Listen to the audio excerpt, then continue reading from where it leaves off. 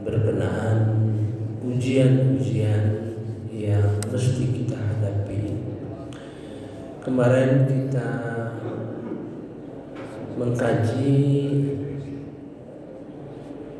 surah 5, yaitu ayat di 48. Itu merupakan pesan ya, bahwa memang di bidang syariat ya, bidang syariat masing-masing agama berbeda, gitu kan? Supaya kita jangan sampai perselisihan itu berkembang ya, ke arah yang tidak menyenangkan. Kemudian dipesankan supaya berlomba-lomba dalam kebaikan, fastabiqul khairat. Ini fastabiqul khairat ini berkembang ke arah masing-masing agama khususnya ya, menunjukkan prestasi. Maka di dalam surah As-Saff ya, di dalam surah As-Saff itu Allah mengharapkan Islam menjadi agama yang unggul, yang nomor satu katakan ya. Di dalam surah As-Saff ayat 9 ya, diawali dengan ayat 7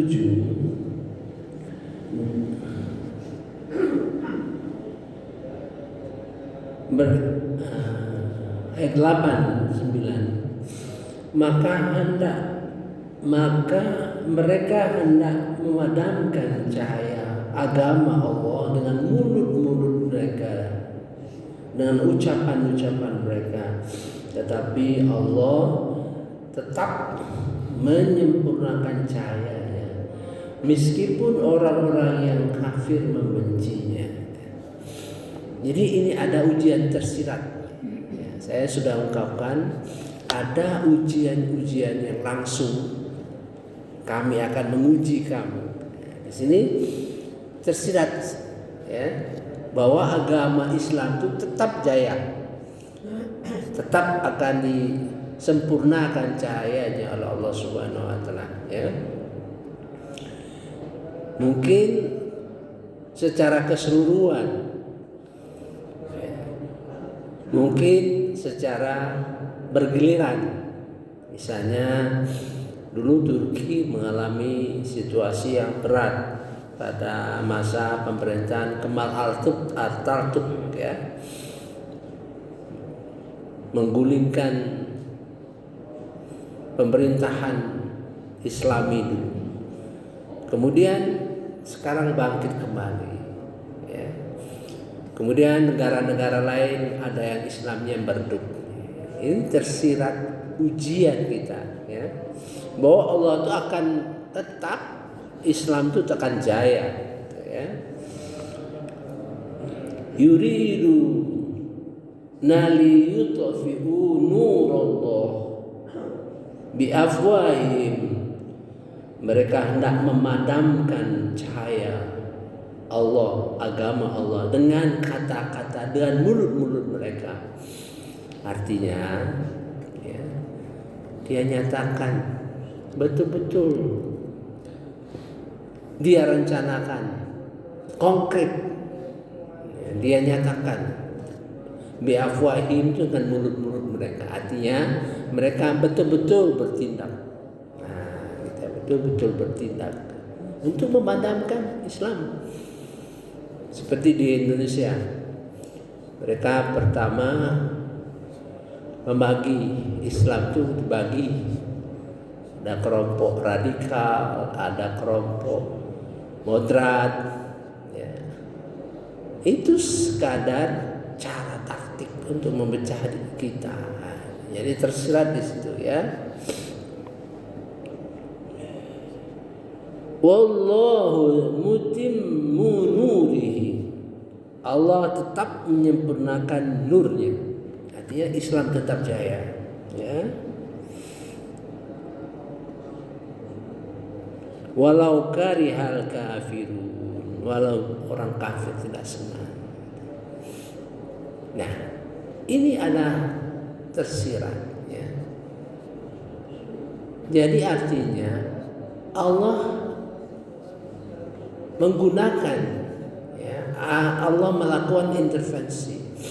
Tinggal kita, ujian itu kita apa yang kau berikan ke agamamu, gitu kan, untuk tetap supaya nur Allah bercahaya.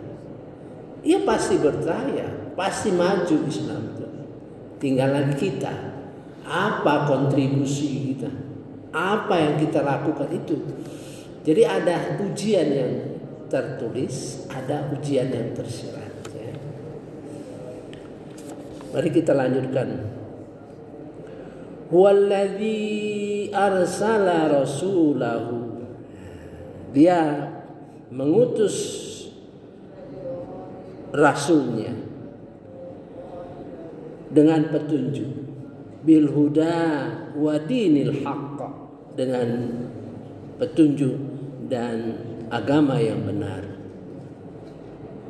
Jadi tidak ada lain kita mengabdi melalui agama, ya, supaya agama kita tetap unggul, tetap baik, ya, dan mencerahkan, ya, mencerahkan umat. Sebagian dari tugas umat bil huda. Jadi hidayah yang diberikan Allah itu disebarkan, ya, disebarkan hidayah itu. Petunjuk-petunjuk Allah itu disebarkan. Itu yang bisa kita lakukan. Jadi ada fungsi pribadi kita, ada fungsi sebagai umat. Tidak bisa kita mikirin kita sendiri, ya. Jangan menganggap itu selesai. Jadi ujian ini tersirat. Maksudnya liyuzhirahu, agar dia menangkan alad dini kulli, agar Islam jaya, hebat dibandingkan agama-agama lain. Itulah inti dari fastabiqul khairat, ya. Fastabiqul khairat itu diletakkan di sini, ya. Untuk unggul, liyuzhirahu ad-din kulli walau karihal musyrikun, ya. Dan seterusnya. Ayat-ayat ini merupakan rincian perjuangan kita, rincian langkah-langkah yang kita lakukan, ya, melalui infak, melalui menjaga persatuan. Ini terkait dengan jangan sampai kita berpecah belah karena perselisihan ini. Sehingga kalau kita pecah belah, nanti runtuh kita. Bersatu kita teguh, bercerai kita runtuh, ya. Nah, sekarang apa yang dipesankan di dalam surah Asy-Syura ayat 13 lebih detail. Kalau tadi yang surah Al-Maidah ayat 5 itu diawali oleh perbedaan-perbedaan syariat, ya. Dengan adanya syariat agama Islam yang baik, gitu, anggaplah itu jadi kurnia Allah Subhanahu wa taala. Dia mendorong umat Islam bersatu. Jangan kita jadi unsur pemecah belah. Jika jangan jadi unsur pemecah belah. Nah, sekarang ayat nomor 13. Mirip dengan Al-Maidah 48. Mirip. Irisannya itu apa ya? Ini sejajar nih. Irisannya sejajar ya. Kalau mozaik itu sejajar. Tapi lain isu ya. Dan Allah telah mensyariatkan kepadamu agama yang telah diwasiatkannya kepada Nuh dari apa yang telah kami wahyukan kepadamu dan apa yang telah kami wasiatkan kepada Ibrahim, Musa, Isa, yaitu tegakkanlah agama dengan keimanan dan ketakwaan, dan janganlah kamu berpecah belah di dalamnya. Janganlah kamu berpecah belah di dalamnya, karena tadi ayat yang sebelumnya karena adanya perbedaan-perbedaan. Gitu. Jangan berpecah belah karena berbeda-beda, ya. Bisa. Satu, kita jangan jadi unsur pemecah belah. Satu. Setidak-tidaknya menjadi unsur pemecah belah. Jangan jadi penyebab. Kemudian lebih lanjut, kita menjadi orang yang bersatu. Orang yang memahami bahwa perbedaan itu akan melemahkan kita. Ya, jadi musuh-musuh Islam tidak gentar. Tapi kalau dia bersatu, umat Islam bersatu, musuh-musuh Islam pasti gentar. Ini kita sudah masuki fase-fase mengarah ke jihad, ya, mengarah ke jihad. Sangat berat bagi orang-orang musyrik untuk mengikuti agama yang kamu serukan kepada mereka. Memang sulit kita, ya. Tapi dalam dakwah kita kepada orang-orang musyrik, ya, jangan tidak tahu bahwa mendakwahkan itu bukan otomatis orang-orang menyeru kepada agama Islam. Berdakwah dalam arti kalau tadinya dia memusuhi Islam, ya, kalau semula dia memusuhi Islam, dia berubah menjadi mau berkawan dengan Islam. Nah, itu sudah dakwah, ya. Yang tadinya benci pada Islam, dia sekarang mulai netral. Ya. Itu dakwah.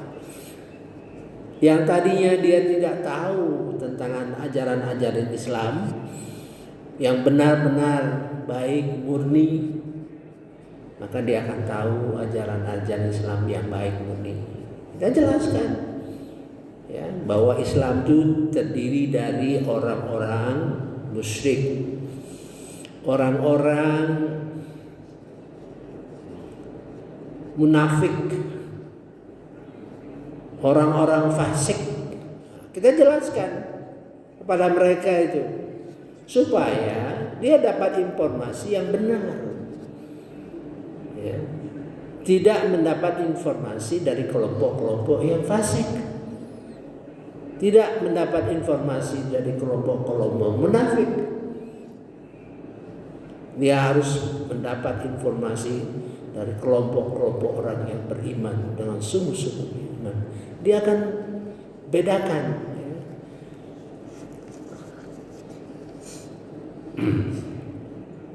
Kita lanjut lagi.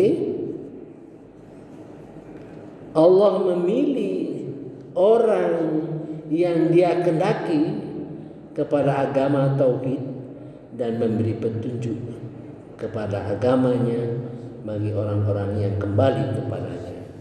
Jadi mudah-mudahan kita tetap menjadi orang-orang yang diberi petunjuk oleh Allah Subhanahu wa taala. Sekarang kita baca ayatnya. A'udzubillahi minasyaitonirrajim. Bismillahirrahmanirrahim. Syarra'a lakum minad dini ma wassa bihi Nuha.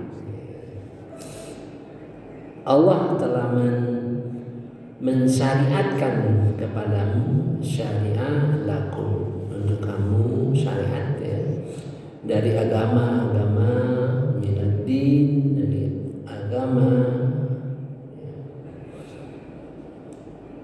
yang telah diwasiatkan kepada Nuh. Maksudnya memberi pengetahuan bahwa dari dulu ya, sejak Nabi Nuh. Wallazi auhayna ilaika, dan yang telah kami wahyukan kepadamu, maksudnya kepada Nabi Muhammad SAW. Wa ma wasoina bi, dan apa yang telah diwasiatkan dengannya Ibrahim, Musa, Isa, agar an aqimuddin, agar kamu menegakkan agama ya, keimanan dan ketakwaan, dan dipesankan wala tafarraqu fi, janganlah berpecah belah ya, karena perselisihan tadi ya, pecah belah karena perselisihan. Kabura 'alal musyrikin, sangat berat bagi orang-orang musyrik itu yang kamu dakwakan, ma tad'uhum ilaihi ya. Kita kalau berdakwah kepada orang-orang yang musyrik itu berat,